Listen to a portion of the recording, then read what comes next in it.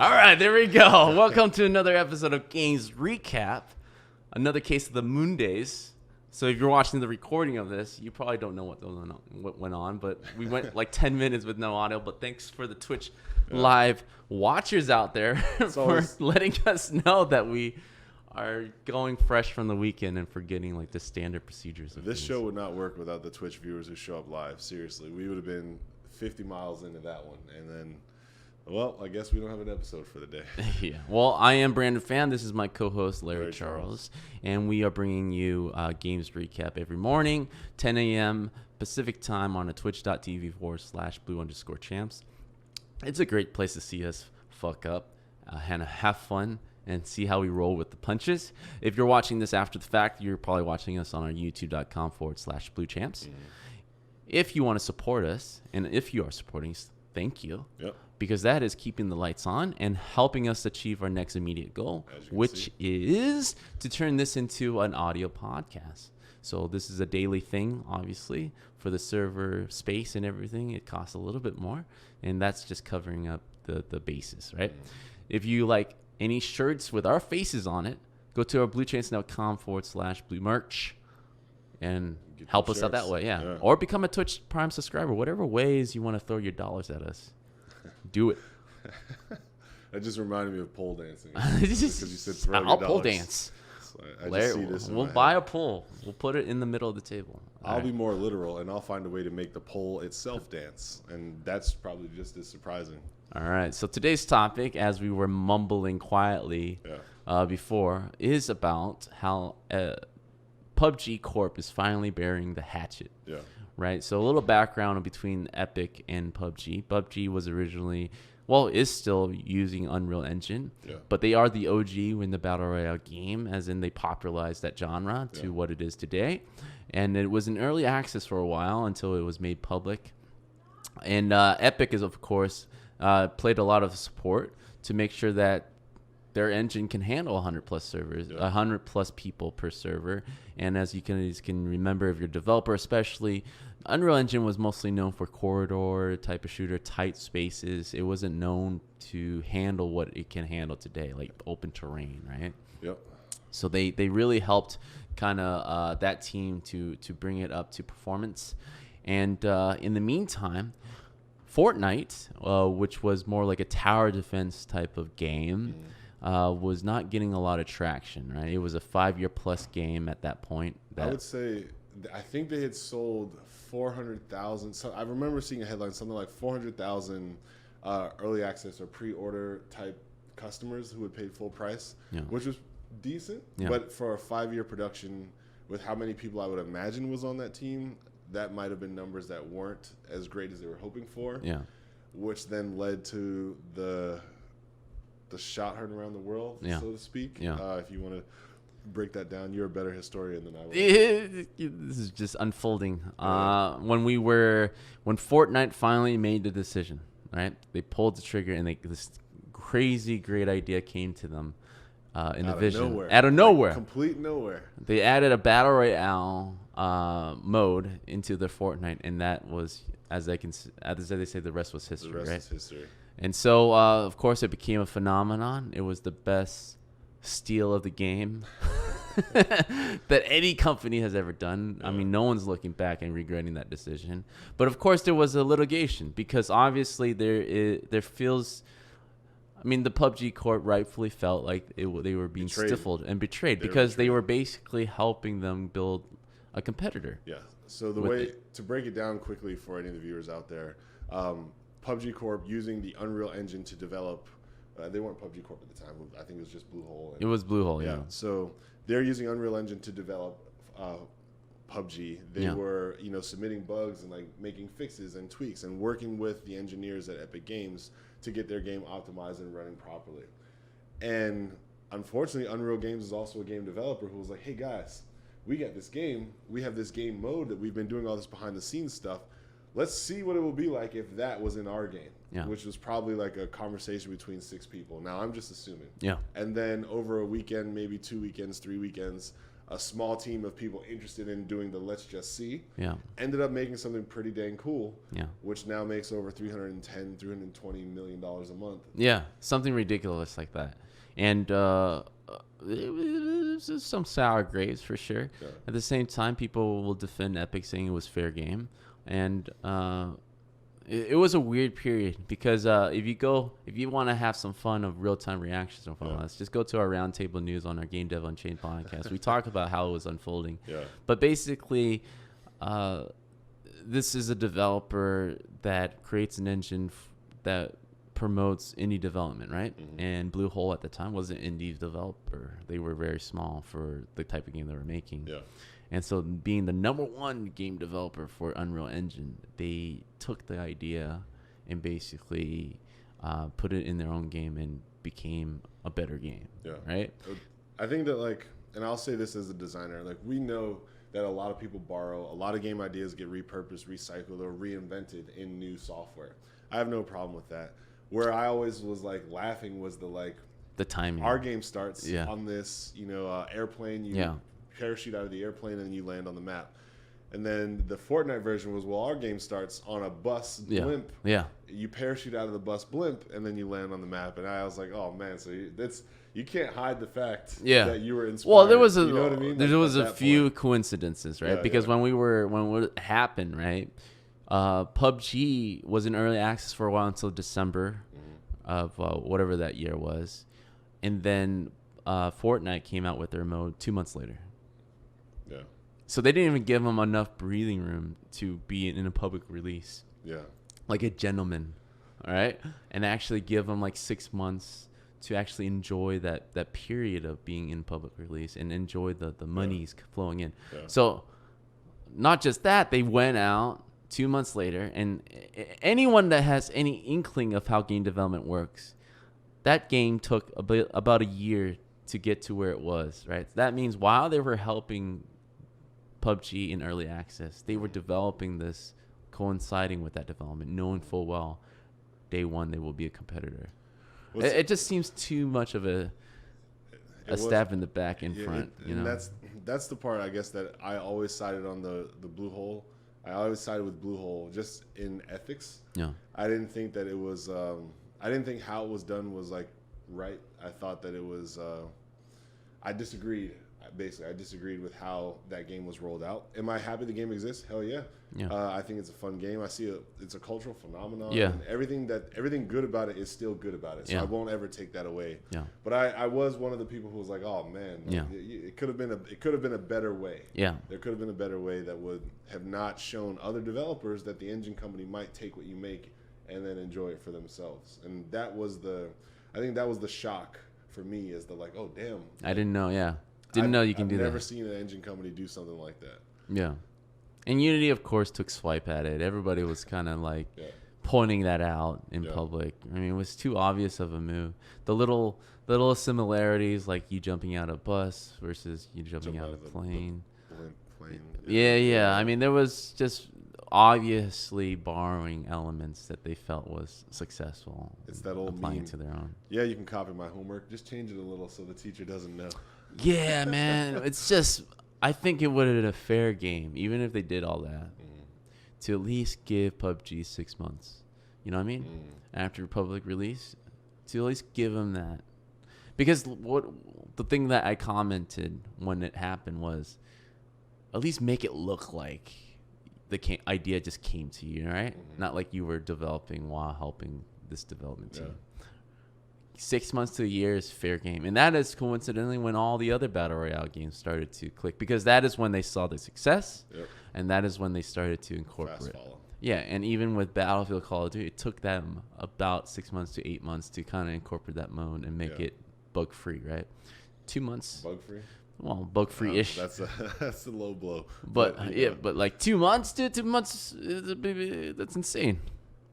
I feel like Fortnite just did it better though. Yeah, Fortnite definitely did it better. It was like as if they are a bigger established company with a lot more seasoned developers. More developers, yeah. Seasoned developers, right? Being able to copy and paste faster It's weird how that works. Could you imagine how a corporation can do that much faster than an indie developer? Let's all go back to high school. For some of us, that might have been more recent than others, but let's just go back to high school. Remember those group projects where it was like, all right, we're all going to work on this term paper together or whatever, right? Yeah. So you guys are busting your ass working on this term paper. And then all of a sudden, the day before you present, one person in the group goes to the teacher, presents it as their own game, takes everyone else's name off of it, right? And then that person gets an A, and then you guys get a C because people are like, wait, we've heard all this information before.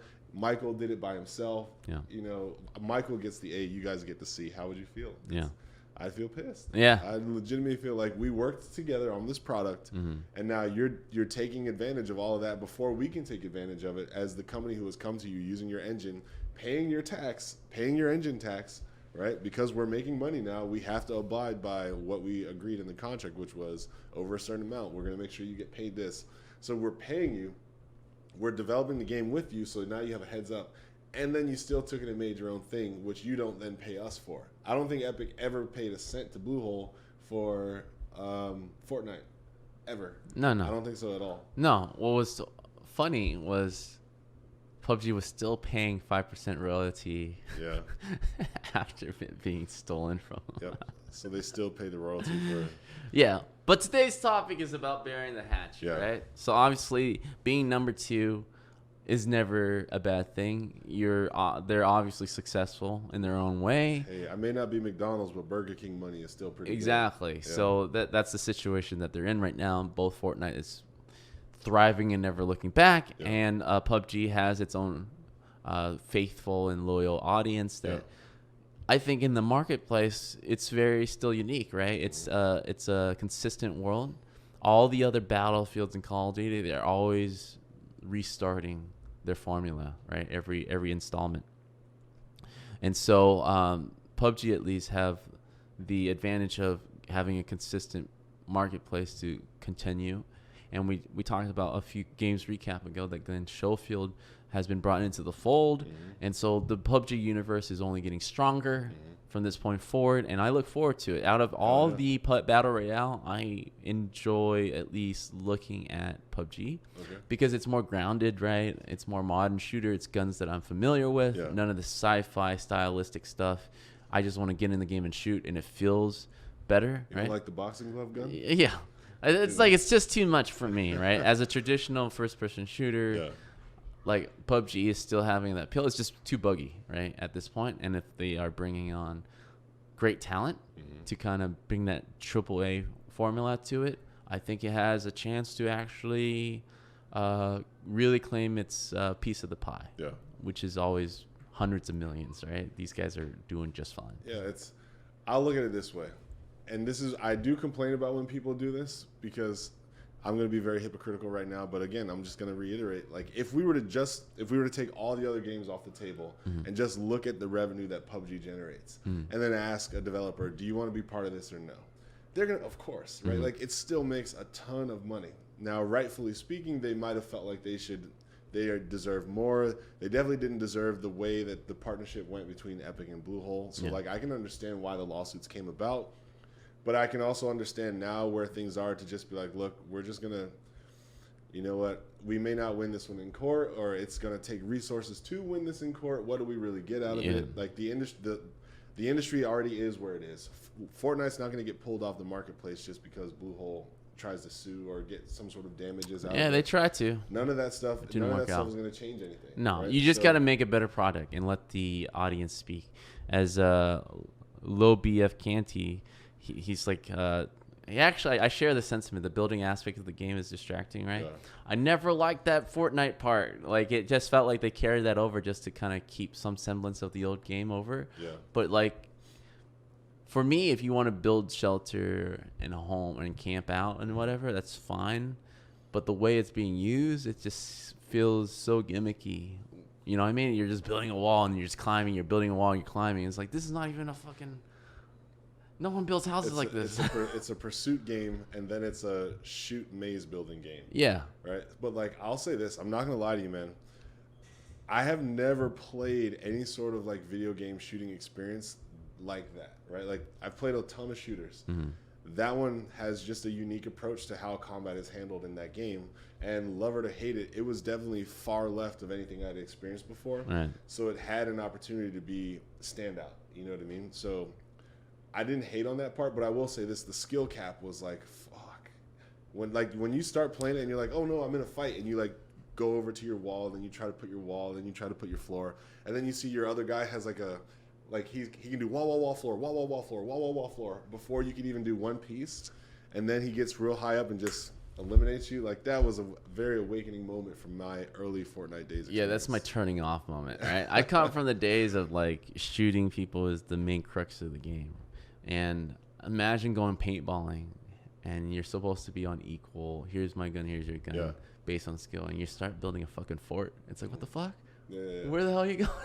It's like. To me, it is distracting. I understand that aspect. It is so far left that it makes it unique. Etchy Tubby was talking about how he worked 7 years on it. That's probably the reason why. Well, it's like how do we separate from PUBG? Technically, though, they didn't lose it because they still had Save the World. They never stopped pushing on Save the World. Even now, there's still updates for Save the World. Why is anyone really playing that? I think just to make sure that they like to not totally concede and play every card that we just everything that we do right now we owe thanks to the idea to implement Battle Royale. You know what I mean? That's I don't know. Yeah, I mean it's the only residue of the old game, right? Save the World that they have. Otherwise, it's just basically taking the characters. And not even the environment, right? Yeah. Just taking the characters and transferring them over. Man, but I'll say this: it's a really cool world, Fortnite. It's crazy good, yeah. Yeah, I think it's cool. But the precedent is, I hope it never happens again. But it just shows, like, when you have the resources of a big company, you can copy a successful indie company and make it 10 times better. Yeah. Like the how fast they pumped it out, and how fast they like overlap. PUBG team, right, with the experience and the money thrown behind it, there was no way of them having a competitive edge, like PUBG having a competitive edge, right? There was no way they could kind of combat the engine makers. Yeah. Against their engine is like it's like, oh, what update do you need? Well, can you tell us what update you need? What do you need for? Whose bug Fortnite time. Whose bug do you think it's solved first? Prioritized on the engine side, right? Yeah. Like. The internal bug that comes from Fortnite that makes 330 million, or the Bluehole / PUBG Corp team that has noticed a bug that is slowing down their game that they submit and like wants to have work done on it XYZ. Yeah, they would basically have that's where to have a closed door where their Bluehole's engine team has to be super on top of things and basically close that garden. And not have that communication because they are a competitor now. It's like, well, we want to enter this new future, but can you help us implement it? Oh, what is this feature that you're talking about? Let's get our designers in here. Do you recall when Bluehole and the PUBG Corp, I think they were PUBG Corp at this time. I can't verify, so I'm not going to go on a limb and say. But I remember somewhere along the line between that company being Bluehole exclusively or being PUBG Corp now, there was the we're threatening to not use Unreal Engine anymore for PUBG, and we will just get off of it altogether. It was shortly after. I mean, obviously, there had to be. This is all speculation, right? It's speculation. There had to be some kind of, we're working on a competitor's engine. Is there any way to shift? And obviously, they haven't shifted, and they're doubling down on using Unreal because the resources to transfer things over is basically you're making a new game. Yeah. Do you want to press pause on your money-making machine and risk changing how it feels, how it looks? That's always a tough decision when you're changing engines, right? And the best course of action would have been like a PUBG 2 version, right? Maybe they're still working on PUBG 2 version. Who knows? But as far as I can tell, they're sticking with Unreal because all those Fortnite updates are really helping their game. That's what I would. There's such a talent pool for Unreal. Right? Yeah. There's so many developers worldwide that know how to use Unreal.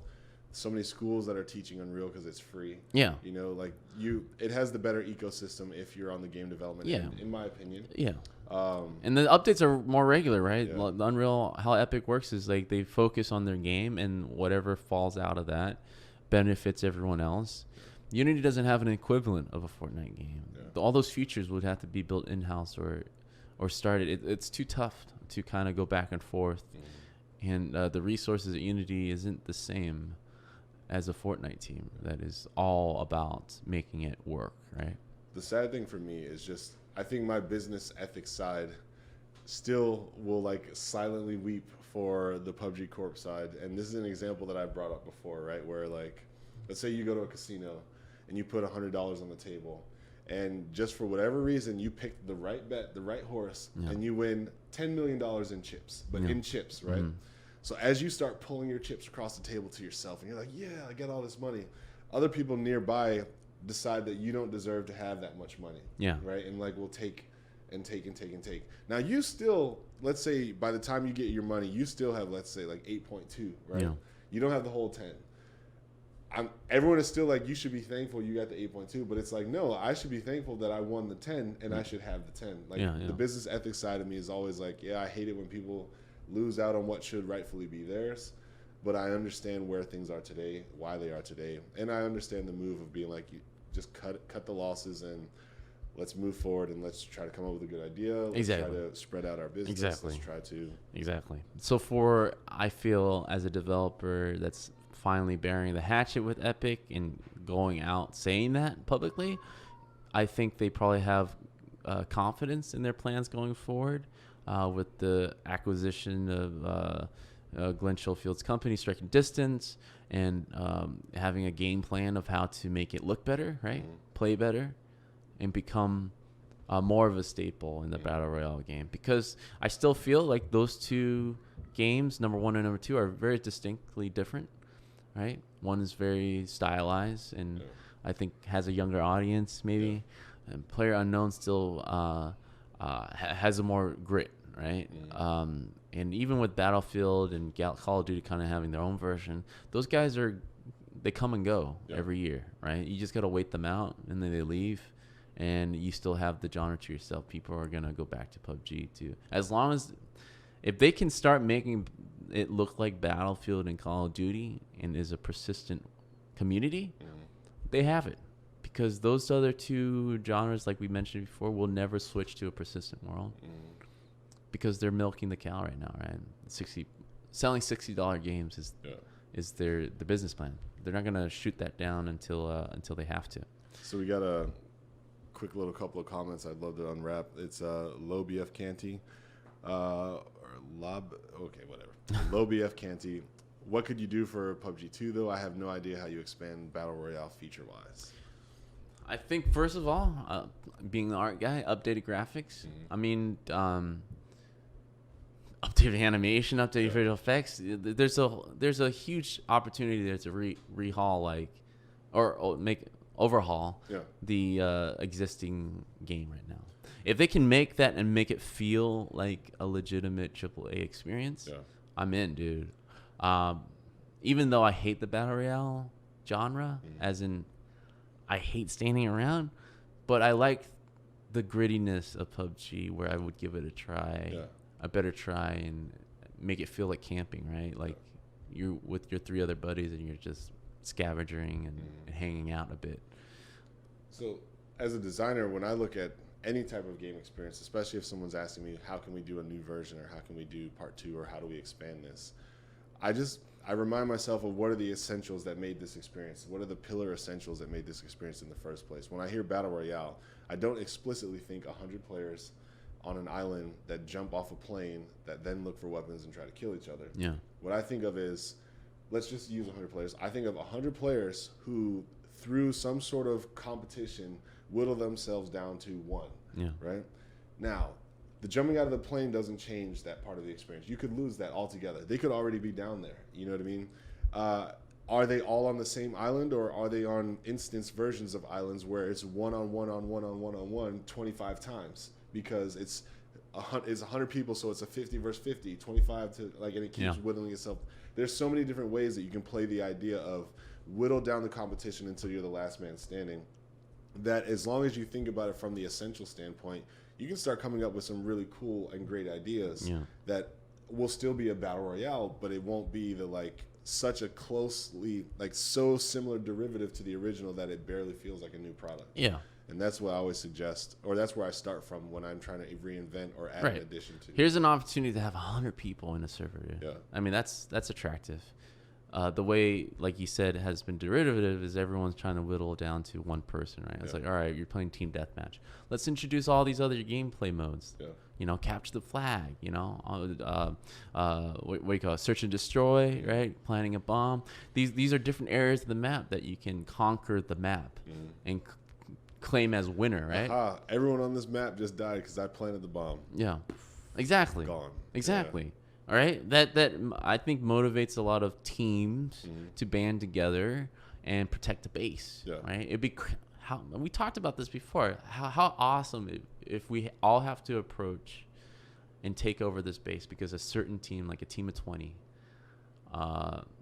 is staking their claim on it, right? And the whole mission is to work together and capture the flag. Yeah. Like, there's a lot of opportunities there that shooters have figured out before. You don't even need to invent a new mode inside of Battle Royale. Just reuse the ones that, you know, Call of Duty has like 18 modes, right? Pepper some of that in the Battle Royale. PUBG has, I think, the best chance to make that happen. I hope they're thinking along those lines because, yeah, this genre needs an upgrade, man. Like, everyone's kind of doing that team deathmatch thing. It's just, it gets old, in my opinion. It's just like team of 3s and 4s. Sure, that's their best move. Do any of them have true systems? That's just emergent gameplay. Like, true systems of, like, hey, I'm playing solos, but I see somebody else, and we decided that we're going to squad up. Yeah, that's just usually emergent gameplay. I haven't seen one yet that's like, hey, you know what? You don't have to shoot this person if you go into the interface and then add to group. Yeah, I think that's a great way. Like, you know, Counter-Strike has invented basically determining teams at the beginning. Yeah. Allowing the players to figure that out during gameplay because, fuck, Battle Royale, all you have is time. Yeah. Right? Let that unfold naturally. But the objective has to be, I still feel, what do you call it? It's not binormal when you have two choices. Binary. It has to be binary, right? Yeah. It's either me versus you, right? So it's either taking over the base or not and protecting the base, right? It needs to be somewhat very simple like that. But how it, like you said, emergent gameplay can happen is that the squads have to squad up together to kind of get the common goal, and then last man standing happens after, you know, you have 10 seconds. It's another way of like closing the bubble, right? Closing the bubble to me is a very smart Band-Aid solution, but very lazy game design, right? I would love to see somebody do a Battle Royale experience where it was a snowballing type of game experience and you played until the end with this method. So what I'm proposing here is, instead of it being every man for themselves and then when you die your experience is over, you got to restart. Yeah. Because you're only getting, like, if you're a suck or a beginner, you're getting so little actual like fun of the gameplay out of that. Yeah. What if there was a snowball effect where two people meet up and if I get the kill, you're on my team now. Like, you wear my colors and you represent me. So you can't kill me anymore with your bullets. You can still kill other people. Yeah. And then if you kill them, they convert to my team, right? Like, it's like a tug of war. So it, like, basically it goes from one person, maybe I kill 4 or 5 people, so now I have 5 people with me. We're all rolling out together trying to hunt down other groups of teams. But as you get towards the end of the game, it's teams of like 8, 9, 11, you know, all fighting each other. And obviously there'd be some sort of rule about how often or how quickly you switch to the team when you die or some shit. Maybe you get it once. Theoretical. Yeah, exactly. But you see what I'm saying, right? Like, now towards the end, like, you have this epic 4-on-4, 4-on-8, 5-on, Rambo, you know what I mean? Yeah. But each person who played is hopefully going to get to continue to play the game until the end of the match and the winner is decided. Like, this is the original account. Here are his teammates. Less people feel like shit for losing, and they're like, yeah, I'm on the team that won. I contributed to the win. I think that'd be pretty interesting because I hate playing for like 90 seconds. Well, most people play for 90 seconds, and people don't wait around, right? Yeah. If you killed very quickly, people switch servers right away. Yeah, but so like you exit out or you join a new game. It's joining. Boom, you're back in the bus. You're waiting for your exfil point. There's like you're putting almost 3.5, 4 minutes between you and being able to shoot the gun again and like actually enjoy yourself. You know? And that's the part that like always bothered me was the like. There's a lull, man. There's such a lull. Yeah. Yeah, I play first-person shooters to avoid the lull. Yeah. Like I'm not playing freaking. What do you play? Heroes of the Storm. I'm like, I don't want to play these games. Dude, those are dope, man. Yeah, for Give you. It a try. Give it when a we try. were playing, we were playing that Steam game, right? The card game. What was it? Dota Underlords. The auto chess. Yeah, Dota Underlords. Dota Underlords or something. I avoid those games because of the wait time. And now the wait times are bringing it into the first person shoot. I hate it. I hate that fact. Yeah. Like, I want to jump in and shoot. I want to feel like I'm shooting you, right? I don't want to build things around you and then shoot you. Yeah. It's like, I don't like how this merging of genres, it's to me, it's distracting. Yeah. And I don't like your people on my side. My people. What do you mean, my people? What do you mean, my people? But that's what I'm seeing. With that first-person shooter, I feel like is being polluted with all this waiting. Yeah. And it's not fun. Yeah. For me, I jump in, I jump out. I'm not investing in spectating, right? People watch Twitch for that, right? I'm not waiting around in the server to wait to see who is number one. So there's not even an audience kind of championing the last few people that did survive, right? Yeah. It's missing that whole element of playing with the same people. Yeah. Most importantly, right? I'm playing with 100 people. Yeah. We enjoy this experience. Let's play another round. No, it's completely a new crowd every single time. It's such a churn because it goes so fast. There's no investment. You could meet friends if you played that mode that I proposed. Like if I spent 15 minutes with a stranger, but we like. Yeah, sure, you got me in the beginning, but we had fun. Yeah, I mean, that's a cool thing. Going back to the basics, why Counter-Strike will survive like a nuclear holocaust, right? Counter-Strike will still be available on Steam because of the fact that it's a very simple shooter game that's based on your skills, and every round you're playing till the end of that. Yeah. And most likely, even when you play up to 15 rounds and the server restarts, you're starting with the same crowd again. And that's the cool thing. You can play all night like that. Battle Royale games? No, man. Every 2 seconds, I'm shot. After waiting 20 minutes in a server, I'm switching server. It's a whole new crowd. So there's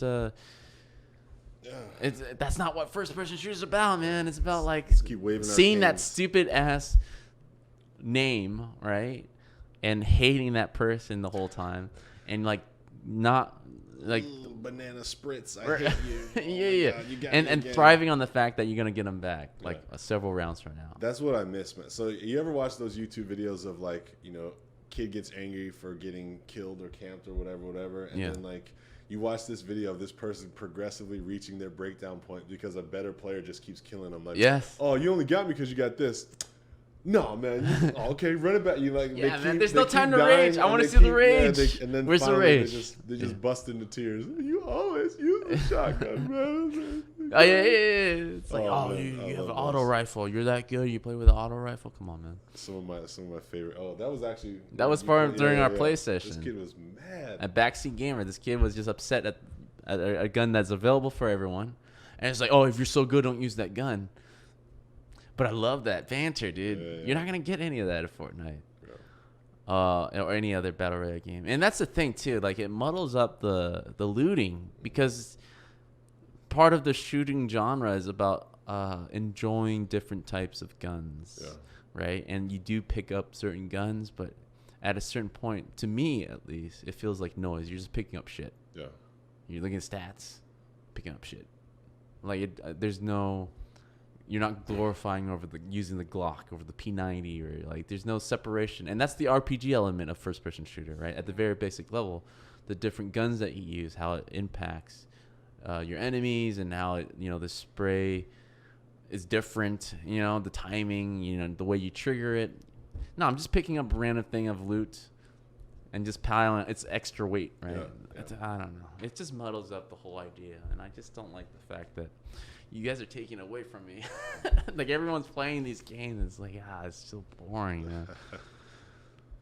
Yeah. Well, good to hear that PUBG Corp is, I hate to say good because I don't want to we're going to do this right thing. Yeah. I'm going to give them credit for doing the nice thing. I think that the ecosystem is what it is right now. I don't think the landscape of the games was going to change if they won or lost the lawsuit whatsoever. Yeah. I'm happy to hear that they're still going to make Unreal stuff. I'm happy that Fortnite exists. I'm not even going to lie. I give them shit mainly just because of how it exists. Yeah. But I think the game is great. It's a cultural phenomenon. It needed to exist. It brought in the game industry. Streamers are happy that game exists. Streamers, a bunch of millionaires was made from that game. $3 million. Exactly. For playing Fortnite. So there's, obviously. More than his parents. So exactly. Tell him shit. Exactly. So it created this thing, right? It put us really on the map, I think, for gamers and game developers, and so it was a positive steal. Yeah, so it's as good as it can get when a situation like that. Yeah. He's heating up. Right. All right, guys. Well, thanks for joining us today on today's episode, and please consider yourselves recapped. Yes. Before we go off, though, we are about to switch to our other show, Invisible Walls. Stay tuned for that. It's about making breakthroughs. And if you are joining us right now or been watching us, we'll be back in 5 minutes. See you then. Thank you for everyone seeing how we fuck up. That's part of the fun. If you don't know what we're talking about because you're watching the recording, you should tune in once in a while. On Twitch. It's a little fun to see how we just see the live version mime to each other for 5 minutes before realizing it. But that concludes today's episode. And now Larry can say, rewind the clip about 2 minutes and 28 seconds to hear me say, consider yourselves recapped.